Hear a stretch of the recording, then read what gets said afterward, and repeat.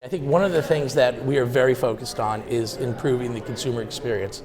What I mean by that is everything from the content, how it's created, both for our programming, but as well as the advertising. Now, we obviously don't control how the ads are created, but we care very much about the quality of the creative. And I was pleased to see here at the ANA how when Mark Pritchard kicked off the conference, it was all centered around the value and the importance of really quality creative. And we believe that that actually helps enrich the viewing experience. So we're very focused on that. What we think we could do is provide marketers opportunities to have better audience targeting. So when they have those beautifully created commercials, we could help them reach the audiences they care about most. I think we could also work, and we're in the process of developing more solutions around context, because we know context boosts creative. And I think by doing that, we're providing a lot more of the capabilities that they're usually found in digital, in television, where you have amazing reach and beautiful content. How does the creative context, the creativity work into the context of the data? Well, it actually could be done on multiple fronts. One of the things that we're actually here for is we were selected as a finalist in the ANA Genius Awards around data and analytics.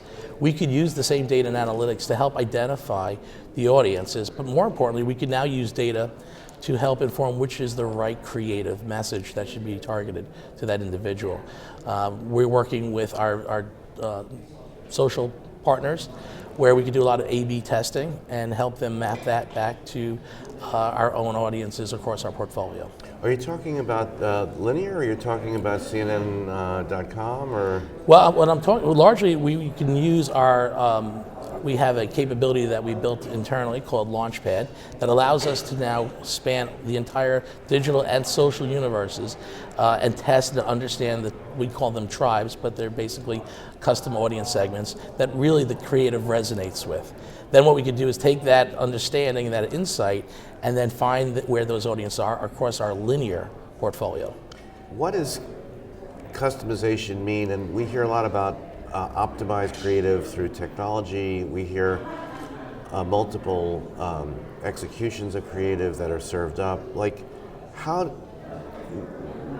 does creativity scale? Yeah, and it's a great question. It's something that we're actually talking to a lot of our clients about. They don't have endless budgets, so in linear television where they're creating 15s and 30-second spots, how do you then scale that when you have the capabilities of doing more addressable, more precise targeting? I don't think we've cracked the code yet on that right now. It works in digital. It's a lot easier to produce a lot of both display and banner advertising where you have multiple versions. In linear television, it's not as easy, but we do believe that what we call dynamic creative versioning is something that a lot of the clients are thinking about. So one of the other areas that we're very interested in and we think is really important from speaking with clients is the ability to coincide both the creative planning process with the media buying and planning.